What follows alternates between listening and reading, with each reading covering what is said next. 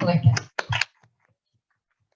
Thank you so much, Rosie, for such an incredible introduction. I'm so honored to be with you. I am especially honored because I feel so connected to the mission of the Southwest Jewish Congress and the commitment to diversity and building bridges that the organization exhibits. And I also have to be honest that it is indeed a first for me to be on a giant movie screen. So I thank you for giving me this incredible opportunity and for welcoming me into this meeting. So my teaching today will be about my time in Poland, and it begins at 11:20 in the evening on Monday in late April at the Warsaw Central train station. In the pocket of my coat is a copy of a poem entitled Motto, part of a collection of poetry originally named Gedichte im Exil, Poems in Exile. Motto had been composed by the German theater practitioner, playwright, and poet Bertolt Brecht during his exile in Denmark in 1939. The poem reads, "In the dark times, will there also be singing? Yes, there will also be singing about the dark times." I'm standing on platform number 2 wearing a yellow vest, indicating that I'm a volunteer. On my left shoulder are stickers of 3 flags, British, Russian, and Ukrainian, for each of the relevant languages that I can speak and translate for the Ukrainian refugees arriving at the train station. Every night at 11:20 p.m., a train from Przemysl arrives carrying hundreds of Ukrainian refugees aboard it. Most of the people arriving on the train in Warsaw have been traveling for days without much rest. Many have traveled across Ukraine from places we hear about on the news, such as Kharkiv or Mykolaiv or Melitopol. Their journey west has been filled with constant fear. Fear that the car or train they're traveling in might be shelled. Fear that their limbs may be torn off in an explosion. Fear that they or their children might die on the journey. To prevent shellings, trains only travel in the cover of night and with no lights. Eventually, these trains or cars filled with refugees make their way further west, first to Kiev, then to places like Uzhgorod or Lviv in Western Ukraine. From there, the refugees board new trains that take them closer to the border, where eventually they walk into Poland at places like the Medyka border crossing, located outside of Przemysl. And then from Przemysl, the refugees take more trains and end up in places like the Warsaw Central station. The energy at the train station at night is very different from the morning or day. During the day, the train station is filled with refugees who are visiting the soup kitchen operated by the World Central Kitchen in a tent right outside the train station, or picking up train tickets to their next destination. Travel on the trains is free across the European Union for women and children with a Ukrainian passport. During the day, it's busy, but the pace is relatively orderly and calm as mothers take a load off and eat a warm meal while their children play in the corner of the tent. A refugee only needs to show their passport to enter the soup kitchen, which is open 24 hours a day, 7 days a week. Many refugees come to eat at the train station 3 times a day, every day, because it's the only way they and their children can afford to have a meal. I spent hours talking to the children as they came over to play with the toys while their mom or grandma were eating. Word spread quickly through the tent as children walked away from the play area with poppet bracelets and anti-stress squishies that I brought from America as gifts from the Temple Emmanuel community, as well as with notes of support from our religious school children. The children at the train station would receive their presents and run over to mom or grandma with a happy smile on their tired faces and a twinkle of joy in their sad eyes. And the children would talk. One 10-year-old girl talked about the bombings and running away from her home and how she just doesn't understand why this is happening. She said that she wished that she had a knife so that she could kill Putin. And then she laughed nervously as she looked at me, her eyes filled with guilt. A 12-year-old girl talked about her horrific anxiety and described how on several occasions she was so scared that she felt that her heart was going to jump out of her body to the point that she couldn't talk or move. She thought that she was having a heart attack. A 12-year-old boy who came to Poland with only his 17-year-old brother, because both of his parents are in the military, who physically shook as he recalled a Ukrainian border official shooting his gun into the air on a crowded platform in an effort to get the attention of the people pushing each other to get on the crowded train. An 8-year-old boy who shared that he didn't want to speak Russian anymore because the Russians made him run away from his home. A 5-year-old boy with completely expressionless eyes and muted facial expression. A 2.5-year-old child who stood on all fours and convulsively rocked back and forth, staring into one spot, as his tiny body worked through the trauma that he had been forced to endure in his short lifespan. Despite the trauma that is so clearly and palpably hangs in the air during the day, the atmosphere is relatively calm. But at night, as the 11:20 p.m. train from Przemysl flies into the train station, the energy is very different. People are panicked and desperate, exhausted and helpless. Our first task on platform number 2 is to get the refugees, mostly women and children, from the platform to the main floor of the train station. From there, conversations about next steps commence. Some refugees have an address in Warsaw. We explain to them how to get into the next bus or train. Other refugees do not have plans beyond the train station. They will spend the night at Expo, a giant refugee center with rows of beds, shared showers, and zero privacy. No matter the next steps, for most of the refugees, the very first stop after getting off the train is a warm meal at the soup kitchen.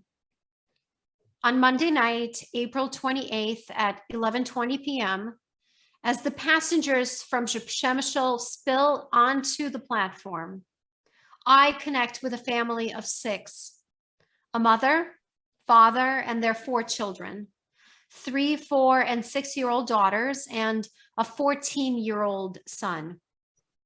Men aged 18 to 60 are not allowed to leave Ukraine, but fathers of 3 or more children are allowed to leave the country with their families. Unlike most refugees, this family is extremely lucky because they have escaped with their immediate family intact. I play with the children while the parents, Oleg and Irina, and their son, Maxim, eat in the soup kitchen. The girls are beautifully dressed, but their faces are dirty, and I can smell a full diaper. As I talk to the parents, I learned that they have been traveling for 4 days. They have an 8:30 a.m. train the next morning, and all they want to do right now is rest and have the children sleep. There are beds available at the train station for a mother with young children, but the mother, Irina, says that her daughters will never fall asleep without their father, and that they will wait for the bus that will take them to the Expo Refugee Center so that they can stay together. I realized that even if the girls were able to fall asleep without their dad, this family would never agree to split up for the night. Oleg, Irina, and the children board the bus that will take them to Expo and patiently wait. The bus does not run on schedule. It leaves once it has filled up, which can mean up to 2 hours of waiting. It's after midnight now, and the bus still hasn't moved. I speak with some of the more seasoned volunteers who share that for someone with an 8:30 a.m. train out of Warsaw, such as the one this family is taking the next morning, a trip to Expo at this hour may be more stressful than spending the night at the train station. It breaks my heart to think that this family, who haven't rested for 4 days, who have already been through so much, would spend the night at the train station or travel to Expo only to get 2 to 3 hours of sleep. I tell Oleg and Irina that or namely Temple Emmanuel's Disaster Relief Fund, which has been designated for moments such as this one, will pay for a hotel room for them so they can get at least some rest this night. As we walk the 2 blocks from the train station to the nearest hotel, I realize that this family has 1 suitcase and a backpack between the 6 of them. The lives of 6 people packed into 1 suitcase and a backpack. As the children, Oleg and Irina, settle into their hotel room for the night, I know that this is the first night in 4 days that they will be able to shower, change their clothes, and stretch out their legs. The first time in 2 months that they will sleep through the night without being woken up by sirens. As I leave them in the hotel room, Oleg smiles and says to me, "Дякую," Ukrainian for thank you. Slava Ukraini, glory to Ukraine. My week in Warsaw was spent at 2 locations, the Warsaw Central train station and the Hampton Hotel, sponsored by the Joint Distribution Committee. Any refugee should only be so lucky as to end up at the Hampton or at one of the other JDC properties. Whole families of up to 4 to 5 people may all be placed into a single room, but the refugees receive access to a psychologist, clothing, basic supplies, and 3 meals a day right in their hotel. The Hampton is where I and a colleague, Dr. Rebecca Kobrin, a professor of Jewish history at Columbia University, led the first Passover Seder. For the vast majority of the roughly 70 refugees present, this was their first Seder. Despite the novelty, the children and adults participated with the Russian-speaking Haggadot provided by the JDC, saying Dayenu, delighted in a retelling of the Passover story in Russian, set to a famous Soviet time tune from a children's movie, and enthusiastically danced Hava Nagila. At the end of the Seder, the participants were grateful to have experienced an evening of community and joy, a stark contrast to their dark reality. In the dark times, will there also be singing? I led the second Seder at the historic Nożyk Synagogue, the only synagogue in Warsaw to survive the destruction of World War II. The second Seder was much more intimate. The 25 or so of us sat around one table. We went through the ritual of the Seder, but gradually the story of the Exodus from Egypt transformed into the story of the Exodus from Ukraine. The people sitting around the table shared the stories of their treacherous journey to the border, of the people they have left behind because they could not or did not want to leave, of the loved ones whom they have already lost to war and violence. The people around the table did not need to remember the story of their father, who was a wandering Aramean, nor that in every generation we must act as if we ourselves have escaped the slavery of Egypt. The people around the table have experienced the Pharaoh's wrath firsthand. They have survived the 10 plagues. They have crossed the sea, but they have not yet reached the promised land. Indeed, for most of them, the promised land was back to the east of the Polish border, in the place where they have left all that they know and love and call home. This sacred retelling was set in one of the historic buildings that until 1943 would have been on the territory of the Warsaw Ghetto. And now, 79 years later, this Seder was a backdrop to two coexisting truths. Both of these truths contain the promise and the pain of this moment. On the one hand, across the city of Warsaw, this year's Passover celebration included the largest number of Jewish participants in at least 79 years. On the other hand, this was only happening because the participants' homeland was once again enveloped in the darkness of war. In the dark times, will there also be singing? Yes, there will also be singing about the dark times. I shared Brecht's poem with Alina, a Ukrainian refugee whom I met at the Hampton Hotel. On February 23rd, the day before the war started, Alina and her husband, Yevgeny, finished spackling the gorgeous new tile on the walls of their apartment in Dnipro, a city in the southeast of Ukraine. Yevgeny wanted to make sure that the spackle was flawless. The next morning, Yevgeny was going to work on the ceilings, but as he and Alina woke up early in the morning to take their 7-year-old son, Sasha, to school, they learned that Russia had attacked Ukraine. At first, they could not believe what they were hearing on the news. 30% of Russian citizens have relatives in Ukraine. Alina and Yevgeny themselves have relatives in Moscow. How could this be? Within a week, Alina and her son Sasha were spending most of their days in the cold and damp underground cellar where Alina kept her prized collection of about 150 jars of pickled tomatoes, cucumbers, squash, and other goodies. For weeks, they were eating whatever was stored in the cellar, potatoes, and dried bread. Alina attempted to leave Dnipro with her son and great aunt 3 times, but each time she got off the train about an hour into the ride and went back home because she could not stand the thought of leaving behind everything she knew and loved. The final time that she got on the train, Yevgeny, her husband, told her that she must stay the course, that if she returned again, there may not be another opportunity to get out, that for the sake of their son, she had to go. Alina said goodbye to the love of her life, knowing that this may well be the last time they ever see each other. Her husband, Yevgeny, volunteered for the Territorial Defense Troops, the group that provides logistical support to soldiers on the front lines of the war, and was transferred to Kharkiv, a city in the northeast of Ukraine. Alina stayed the course. The train ride west, filled with paralyzing fear of being shelled, with the humiliation of being packed in so tight so as not to be able to get to the bathroom.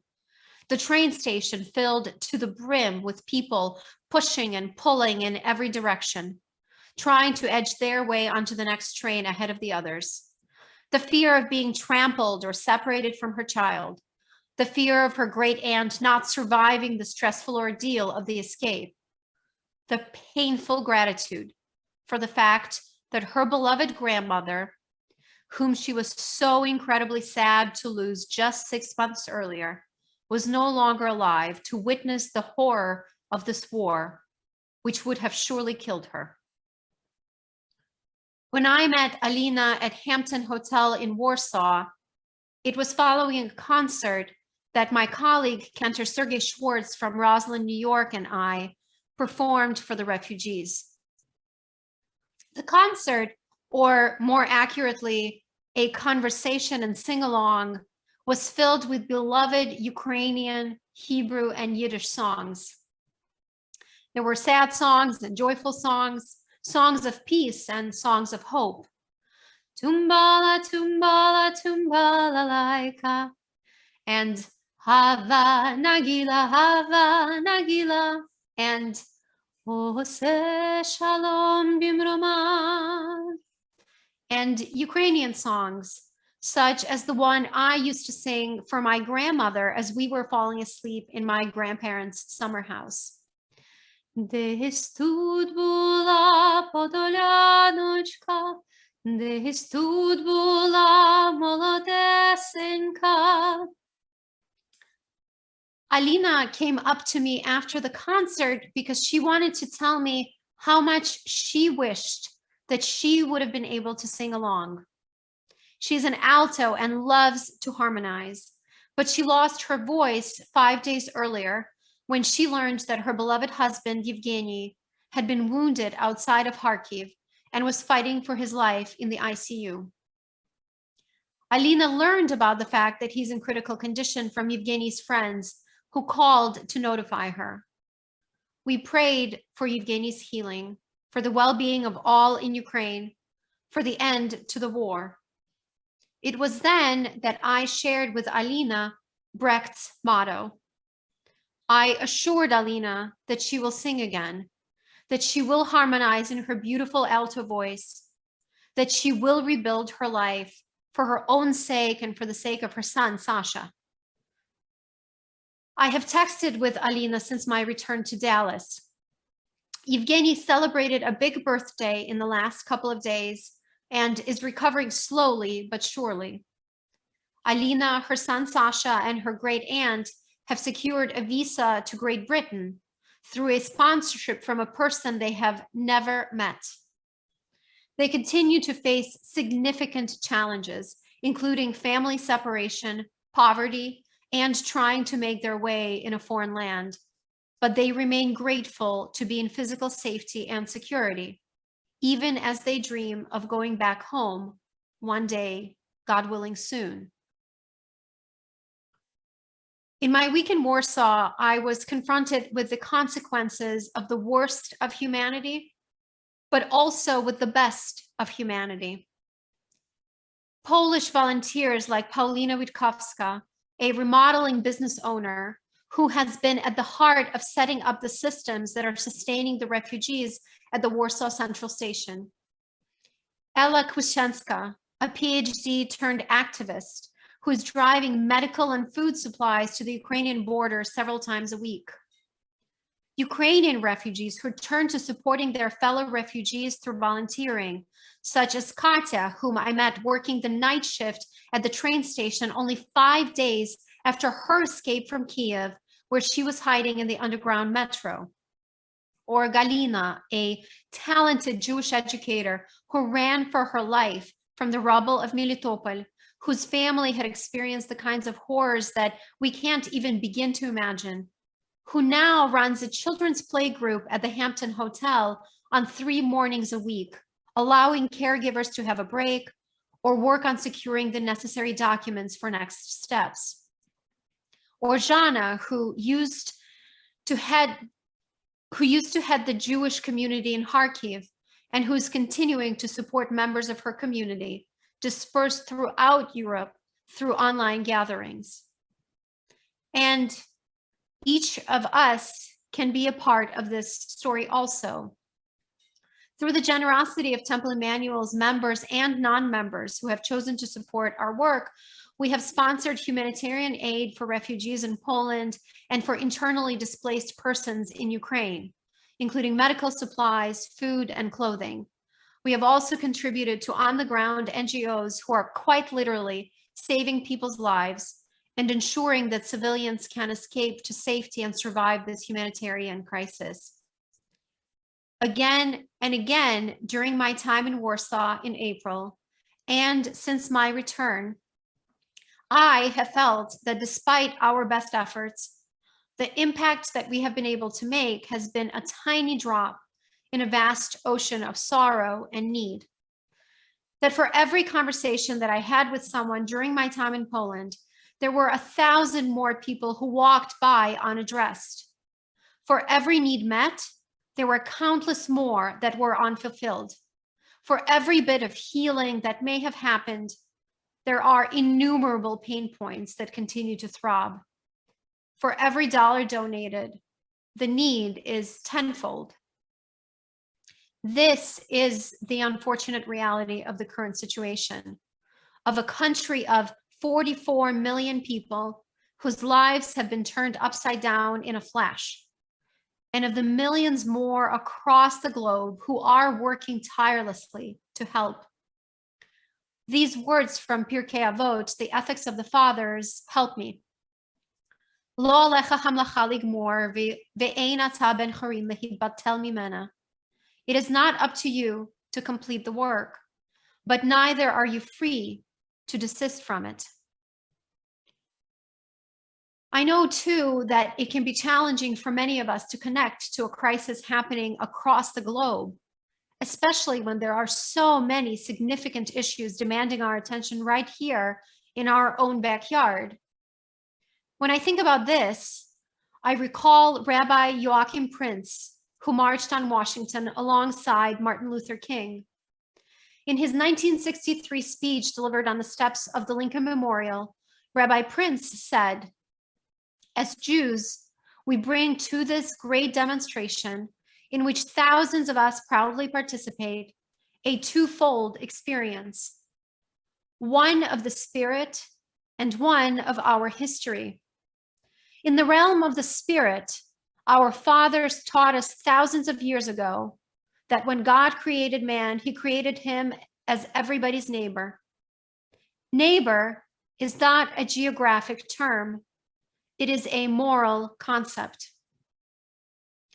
As the war in Ukraine drags on, it is essential that we remember that neighbor is a moral concept, that in dark times, it is up to us to exercise our human moral authority and to lend our voices to the song that is being composed in our time. We can do this by donating generously to Temple Emmanuel's Disaster Relief Fund or to any other organization working to provide relief to Ukrainian refugees or to internally displaced Ukrainians. By staying engaged with the news coming out of Ukraine in Europe, by encouraging our elected officials to maintain their support of the Ukrainian army and the European countries who are at the forefront of absorbing the refugees. And when the time comes, by helping those refugees who come to Dallas resettle in their new land. The Torah instructs us time and again to take care of the vulnerable among us and to welcome the stranger. It is up to each of us to live out this call to care and compassion, to remember that in every generation, we must imagine as if we ourselves have escaped from slavery in Egypt, to sing a song of witness and of hope for the future. Brecht gave voice in his poem to the song of refugees in every time and place. And we, near and far, are humming this song alongside them and feeling its reverberations in our hearts. It is the song of ages past, of the darkness in Egypt, the song that Brecht himself knew all too well in the calamities of World War II, the song that is resounding loudly right now in Europe and especially in Ukraine, my birthplace. We all join in this song tonight, singing about the dark times, but also about our hope that together we can transform this song into a song of light, love, compassion, healing, and peace. In the dark times, will there also be singing? Yes, there will also be singing.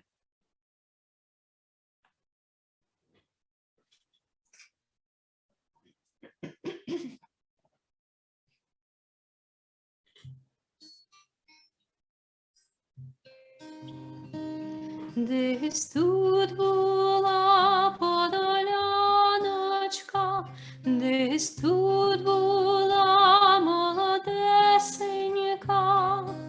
тут вона сіла, тут вона впала, 7 літ не вмивалась, бо води не мала. Осе шалом, Dimroma, hu yaseh shalom,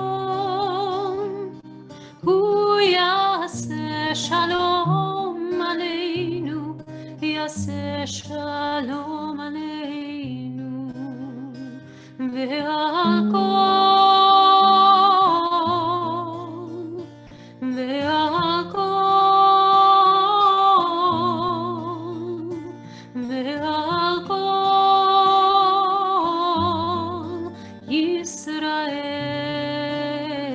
Yisrael ve'al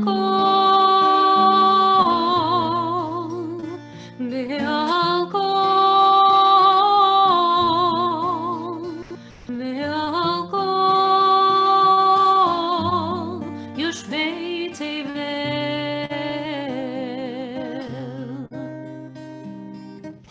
V'yimeru amen, v'yimeru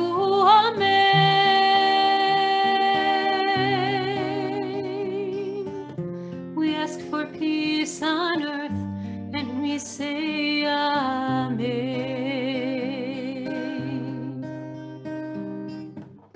V'yimeru amen, v'yimeru amen.